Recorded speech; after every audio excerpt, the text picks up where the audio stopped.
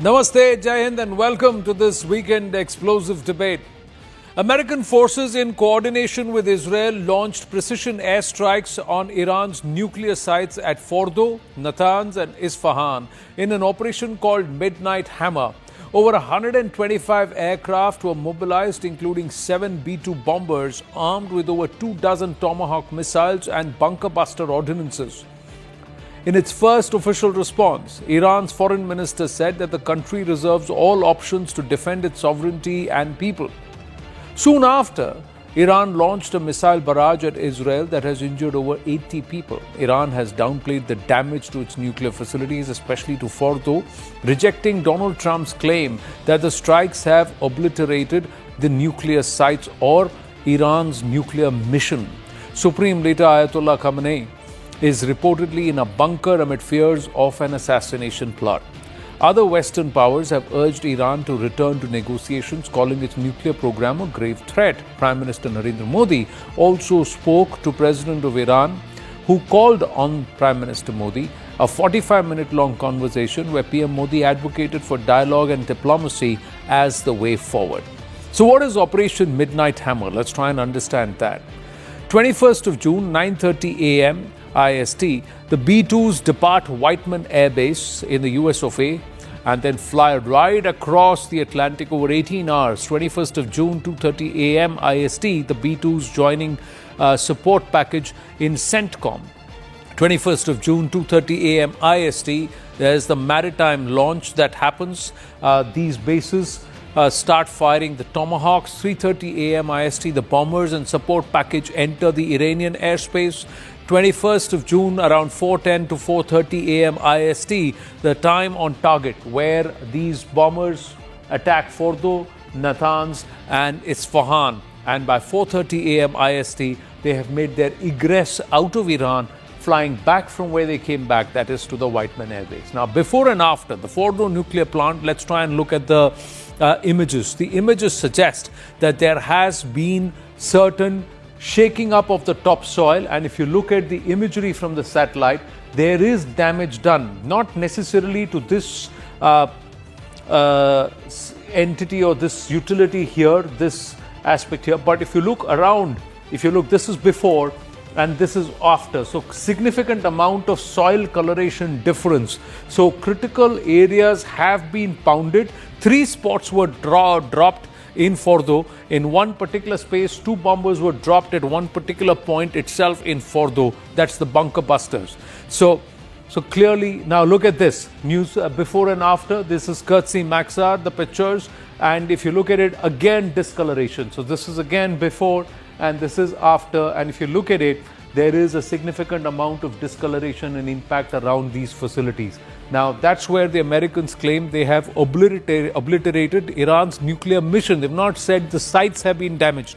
It's just that Iran has been pegged back at least a decade in its nuclear program by these strikes. That's the claim. Now, let's try and understand of the 3 sites, Natanz nuclear site, and also, now let's try and understand. Iran's top uranium site is 250 kilometers south of Tehran. Natanz builds and tests uranium centrifuges. So, nuclear arsenal is not assembled at the same place. There are different facilities and all of it is then brought together when the warhead has to be assembled. The site has 6 surface buildings, 3 underground buildings. The underground can hold up to 50,000 centrifuges.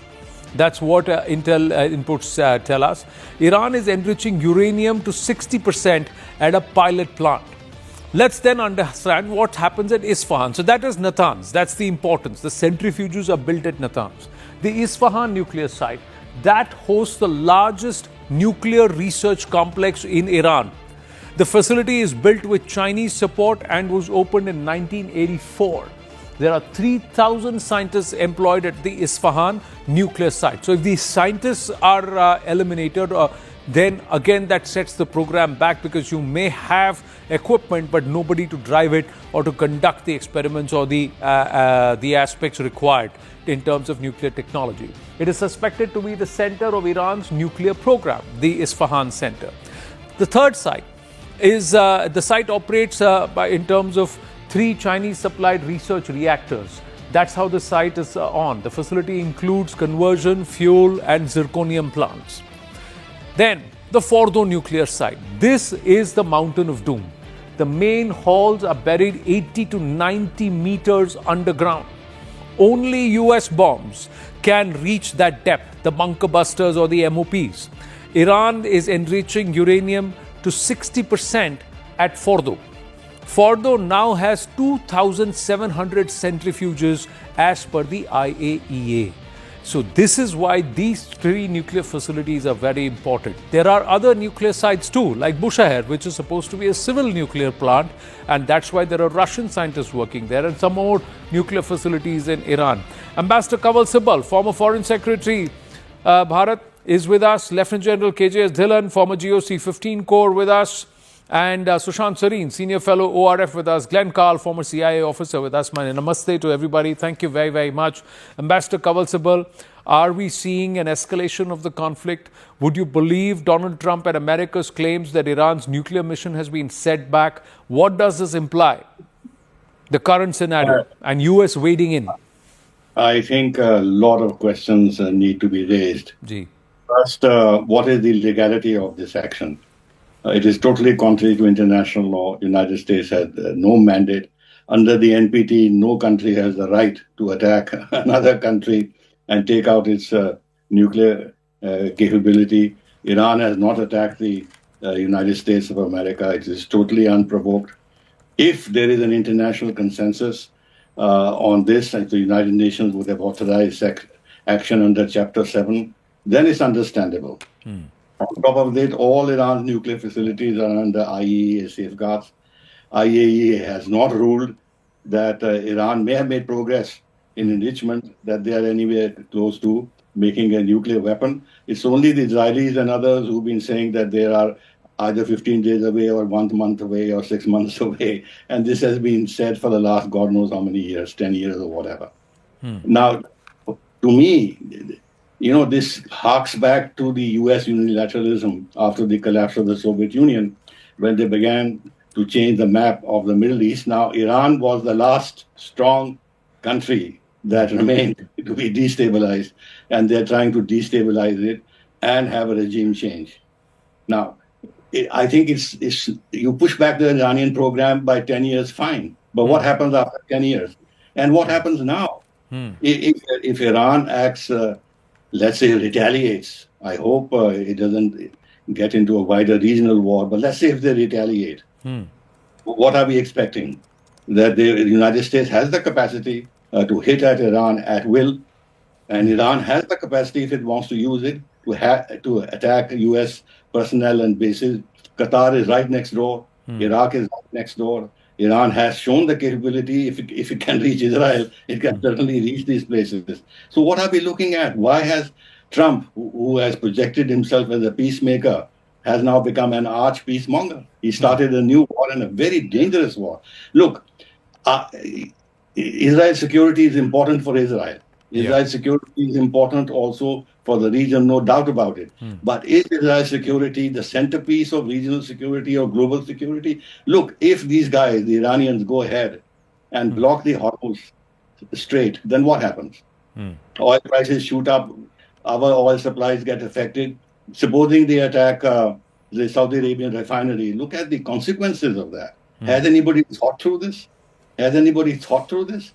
And they are now challenging indirectly Russia and China. Why? Why create a situation like this which can go out of hand? Everybody has been warning that if you attack Iran, this could actually lead to a World War III. Whether it does or not, a lot will now depend on what Iran does. Then the last point, that, this bogus thing that Iran should enter into a dialogue. Damn it all, sorry for the language, they were already talking to the United States. There was already a dialogue. In fact, the next round of dialogue was to take place, and the Israelis attacked Iran just a couple of days before that. So to ask Iran to come back into dialogue, it doesn't make any sense. The dialogue was first broken by the Israelis. And if you look behind, if you look at the past, actually, when Obama signed this JCPOA, I had written at that time that Iran had made such concessions which were against national sovereignty and its dignity, but he did it. But who walked out of this? It is Trump. Right. And then he said that you can't have any enrichment, which is contrary to the NPT provision. Now, I'm not saying that Iran is an angel, not at all. And his position that Israel has no right to exist is totally unacceptable. And they shouldn't have gone down this road. So they have a lot of responsibility for what is happening.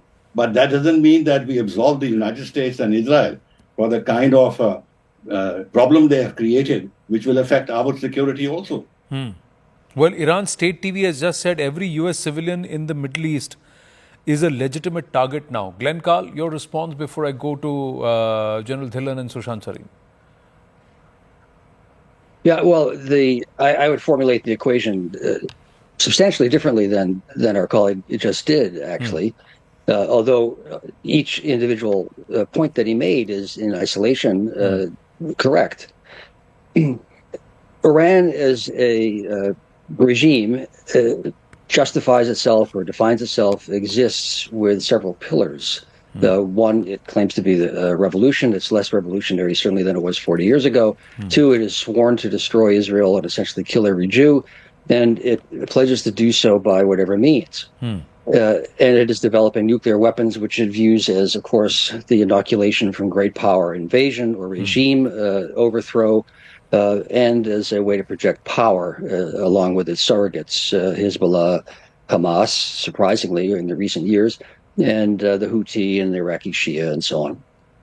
So if everyone agrees, I would differ from my colleague. The IAEA, the European Union, Israel, the United States, others, that Iran was developing and processing, refining weapons-grade material for no conceivable civilian purpose. And the argument from the U.S. intelligence community, Donald Trump and the Israelis and others about, well, are they going to build a weapon? Do they have a weapon or not? Really breaks down to a subjective assessment of intent.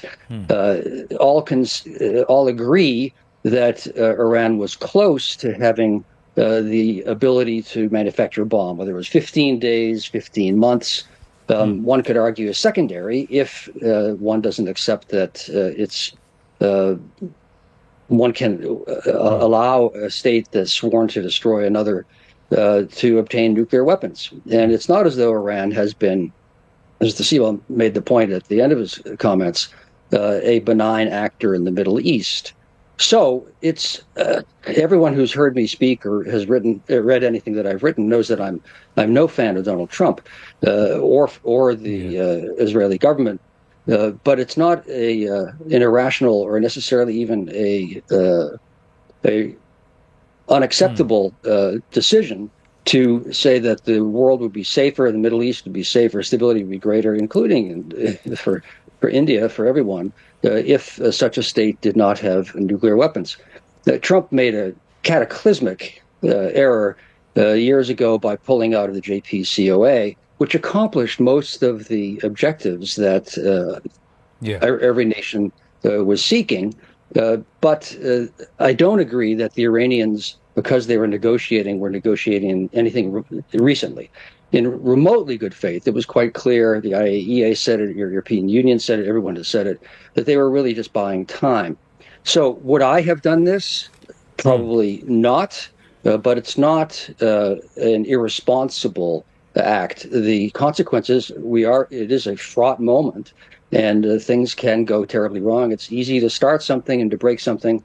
It's almost impossible, as the Americans should know at this point, to build something from rubble.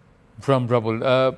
Rightly said. Was it part of a 7-year plan as part of the Trump agenda? Because it goes back to 2019 when he walked out of the treaty, and thereafter 2018, 2019, that's when he walked out of it, and then he got dethroned himself because he didn't win the second term. But it's come back and it's effected. We've tried to piece that timeline together. We'll try and put that out also.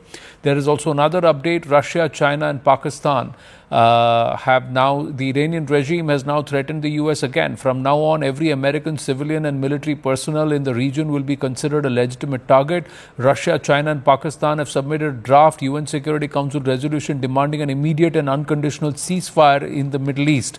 General Dhillon, your thoughts?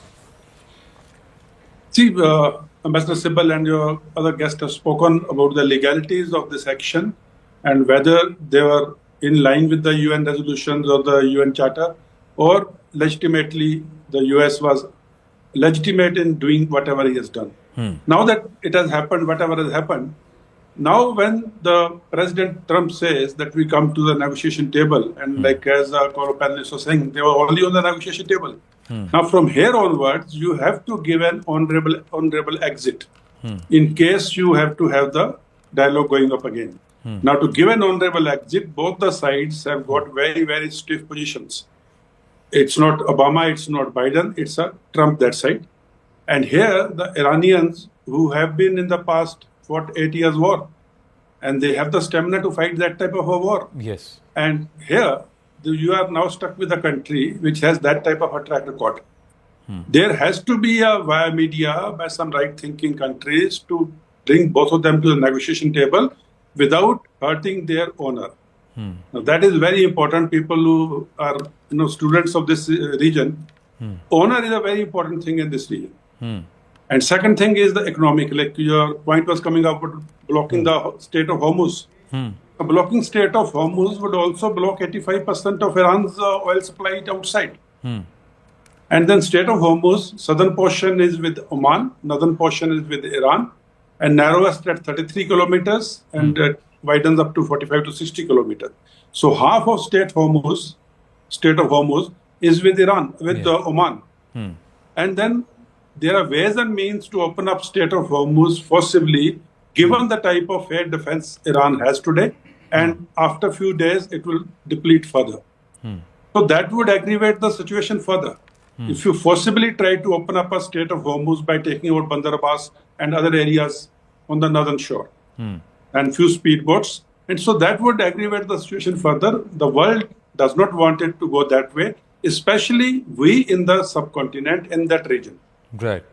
It is in everyone's interest to resolve it peacefully from here onwards. Now, whether it can be done or not, only the time will tell. Sushant Sareen? Yeah, but I don't see an easy way out. I don't see what kind of a honorable exit you can give to Iran after having bombed it, which will also satisfy Israel and the United States. I don't see that happen. Unless, of course, we can, I've said it half facetiously but half seriously. Unless, Donald Trump can use his equities with the Pakistanis and get the ISPR to spin a story of victory for Iran, which gives them an honorable exit, and they can make a couple of Iranian generals, field marshals, to show that they've actually won a war. Other than that, I don't see how Iran will be satisfied with what has happened to them. And what incentive do they have to come to the table? I'm saying this, Anand, even though I recognize that I don't think either side, none of the players in the region, forget about us, okay? I don't think the Arab states, I don't think Iran, I don't think Israel, and I don't think the United States want this thing to drag on. I don't think they're interested in a long war. But they've overplayed their hands. Probably all sides have overplayed their hands. And the problem with war is that it is full of all wars are full of miscalculations. Everybody miscalculates when they enter into war. And they do not keep their objectives very clear and exit routes. So we've seen that in past wars. Right. And that is what gets them enmeshed in a mess which they never wanted in the first place. So I think the Iranians still have tremendous capacities to hit back, not just Israel, but also the United States. And what more are the United States going to destroy? Are they going to bomb cities now? They've bombed most of the military establishments anyway. They might bomb a few more, but then what does that achieve? Can they effect regime change? I don't think so. I don't see that happen. And if you cannot have a regime change, or if you force a regime change, then you leave a right royal mess of the sorts you've left throughout the region. Correct. You went to Libya, you messed up that country completely. Okay. You went into Iraq, it's still not stabilized. You went into Syria, you now have Al Qaeda ruling over that damn country. You name a place where they have gone and whether they've been able to bring any kind of a peace out there, any kind of stability out there. They completely mess it up because the assumptions on which they go in for regime change are assumptions which are made on feedback from fly-by-night operators. In Iraq, they had that clown Ahmad Chalabi. Now they've picked up another clown, that the Shah's son. Right. Who knows whether he has any following? Nothing whatsoever, right? So you have that problem. And while I don't think the Israelis are interested in having more missiles rained down on Israeli cities. I think the American administration is pretty clear that they've done what they needed to do as far as they are concerned, and they don't want to pull it further. Right. But Iran also gets a vote, doesn't it? And what is the exit route that you're offering them? Because Donald Trump is asking them for complete surrender. Now, unless the Iranians are ready to lay prostrate in front of these guys and let them walk all over them, I don't see the Iranians going down that. Somewhere one has to see if there is, because nowhere has Iran openly ever said that they want to wipe out Israel. There is a claim that some experts believe. Where has Iran officially said that they want to wipe out all Jews and they're going to wipe out Israel? Now, if they've said that. If they have said that, it's via the Hezbollah, via the Hamas, via their proxies. That's where it's been said. Now, if Iran were to come out and make a doctrine or sign into the Abraham Accord, somewhere like a Bahrain chain, make a shift of position saying Israel can exist and we are not at war with the Jews, does that then ease tensions to a huge level where Iran then is not going to be pounded and Israel backs off from its position that Iran cannot enrich uranium? Somewhere there has to be a settlement in the interest of economics and trade. That's the point I'm trying to make. Quickly just bringing you through history, because is there a long-term plan, viewers? Trump's 7-year plan, this entire West Asia war. 2015, Iran finalized the nuclear deal with P5+1 of the UN Security Council. 2018, Trump unilaterally withdraws from the Iran nuclear deal. 2019, US labels IRGC as a foreign terror group under Trump. 2020, Trump orders the killing of Iran's top general Qasem Soleimani. 2021, the US resumes talk with Iran under President Biden because Trump doesn't win a second term back-to-back. Then, 2021, the ultra-conservative hardliner Ibrahim Raisi is elected as Iran president. In 2021, Iran passes a law to increase its uranium enrichment to 20%. In 2024, the IAEA warns Iran over lack of transparency over nuclear activity. March 2025, Trump back as POTUS, writes to Khamenei to resume talks. 2025, April, indirect US-Iran talks begin in Oman. Trump in May 2025 warns Benjamin Netanyahu not to derail the talks. In June 2025, Israel claims Iran days away from getting a nuclear weapon. 13th of June, Israel strikes Iranian bases, nuclear facilities. It was building up, Ambassador Kawal Sibal, even with the Hamas counteraction and even with what is happening in Gaza. Trump had given Benjamin Netanyahu to go ahead and do whatever he wanted to do before he took oath. In those 20 days in the run-up, 40 days in the run-up, and he said, before I take oath, you do whatever you want to do, and after that, you back off from Gaza for a bit. But even then, there were murmurs that Iran is next. No option but to attack Iran next. So was this all planned all through? And do the Americans, have they thought through the Strait of Hormuz impact? Or do they believe that Iran itself, or it will be suicidal for Iran itself? Because 85% of Iran's oil exports are via the Strait of Hormuz. So if Iran shuts this down for the world, they have no money to make. There is nothing for them to be able to continue in this conflict and in this war. So is that the gamble the West, the Americans are now taking along with Israel? First of all, the person responsible for this is Netanyahu. He's always had this in his mind to push the United States into a conflict with Iran, because of his belief, obviously, that he could not himself handle Iran alone.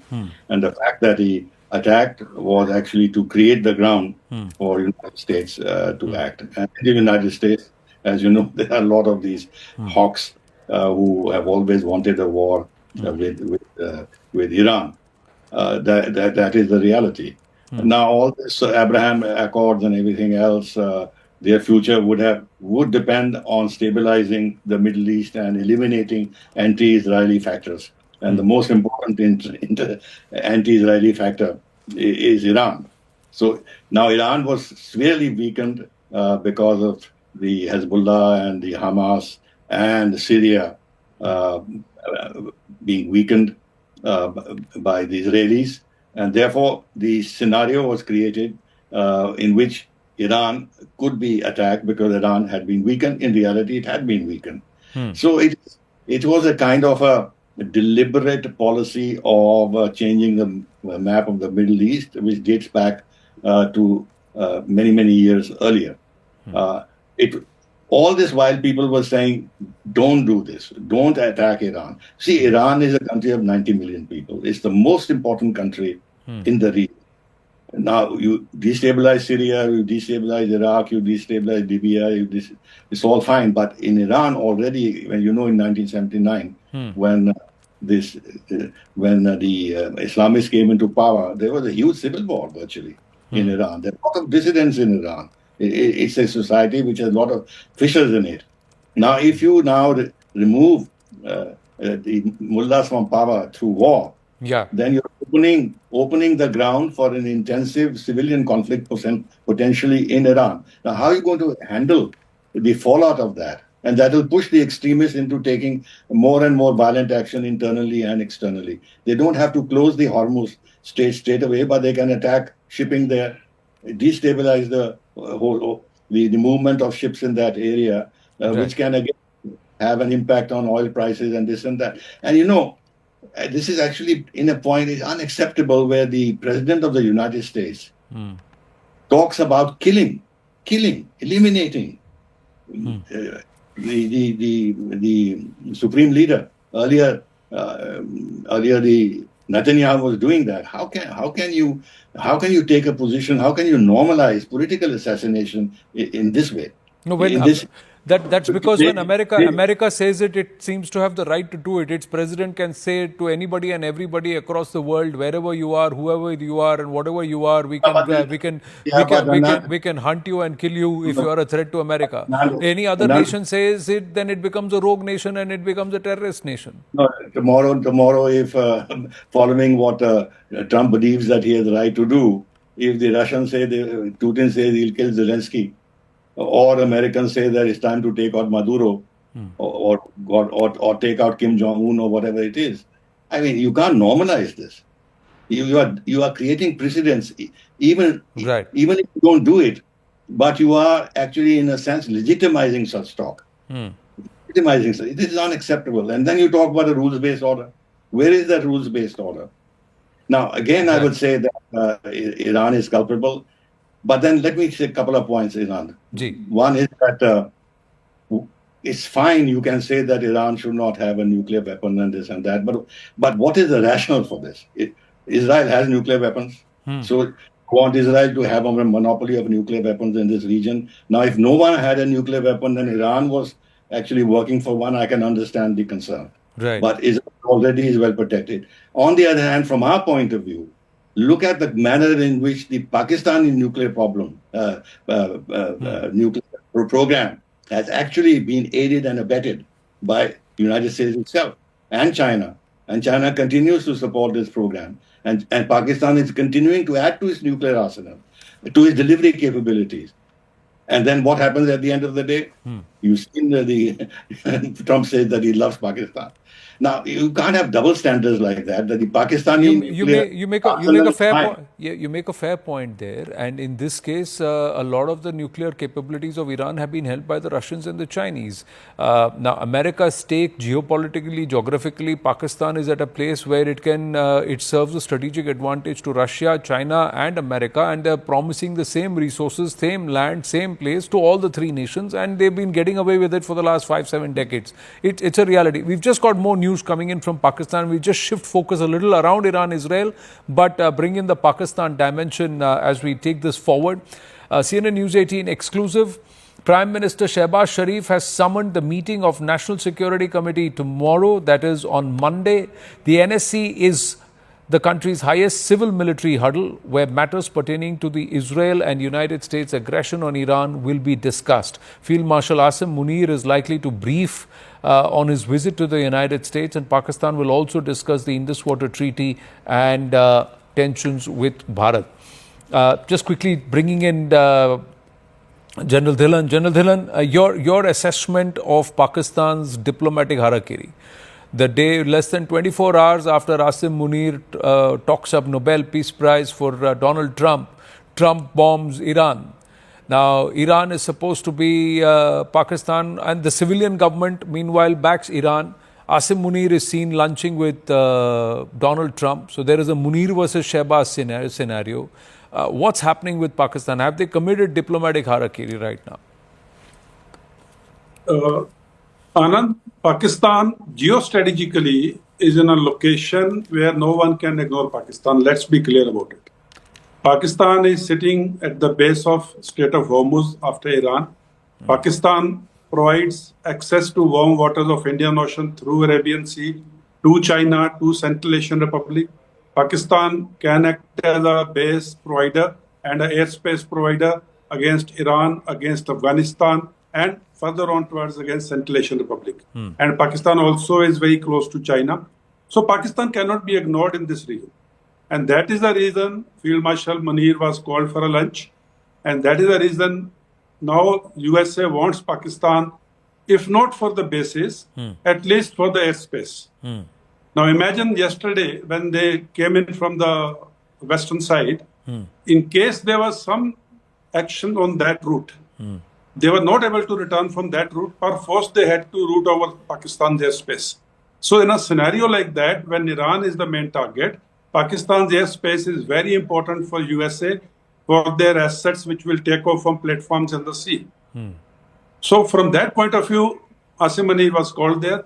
And now this double speak of Pakistan that against Israel you don't do anything, we'll go to the UN Council and all that, UN Security Council, along with Russia and China, that is keeping the feet on both the boats. But at the end of the day, when the dollars will be promised, Pakistan will give the bases and the airspace. And this bringing in the Indus Water Treaty and connecting it with this problem is a typical Pakistani way of doing things. Whatever may happen anywhere, India has to come in. And that is how they're wanting to connect this Indus Water Treaty, because this is going to hurt Pakistani Punjab in the long run. We have discussed it so many times on your show also. So Indus Water Treaty being held in abeyance is hurting Pakistan, will hurt Pakistan. So Pakistan wants it to be connected to this issue so that the bigger players start looking at the regional aspects, which India does not want third-party mediation. So that is where Pakistan stands. It's a matter of time when you will see US operating from Pakistan or over Pakistan. When a field marshal, beg your pardon, when a field marshal nominates a president of a nation for Nobel Peace Prize, does that mean that he's sunk the all chances there? Or was Trump just playing this entire bluff game, Glenn Carl? How would you see this? And how would you deal with an entity like Pakistan? Those are the toughest questions, I think. Well, I think consistently India has over-attributed American love for Pakistan than the facts bear. Pakistan has been of interest because it provided opportunities for the United States in the Cold War against the Soviet Union, and now one hopes, from the U.S. perspective, to wean it away or to diminish the influence of China. Beyond that, it's been a tremendous pain and almost impossible to deal with from every perspective. It has offered, quote, help on or agreed with U.S. objectives with regard to terrorism exclusively when it concerns terrorists who are attacking Pakistanis, and otherwise, of course, we know it trains them and exploits them otherwise.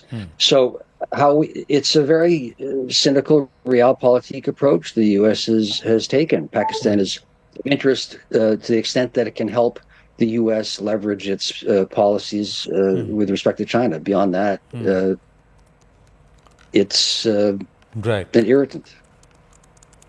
Sushant Sareen?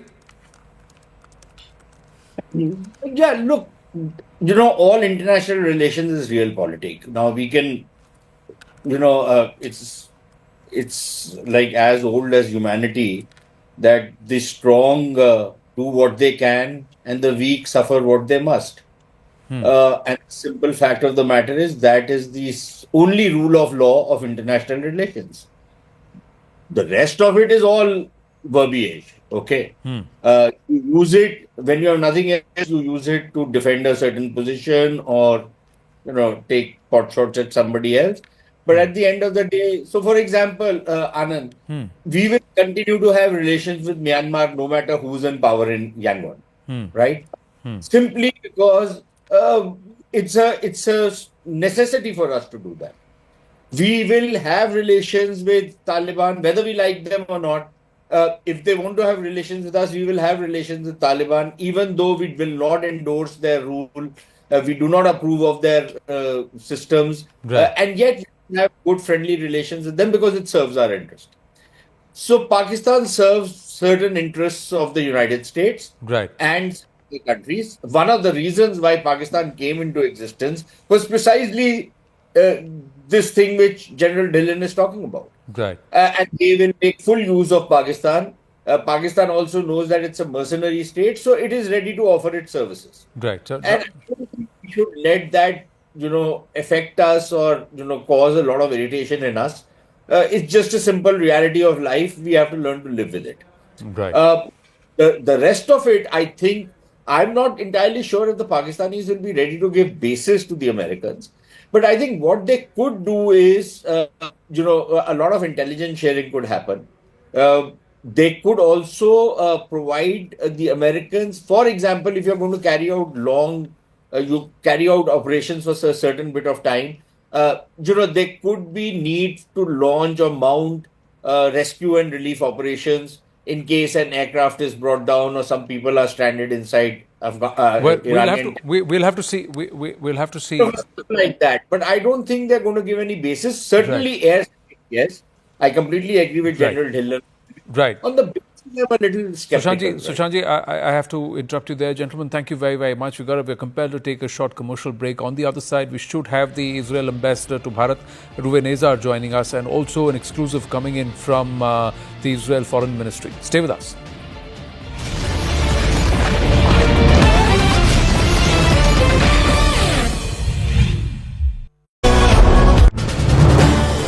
This is News 18.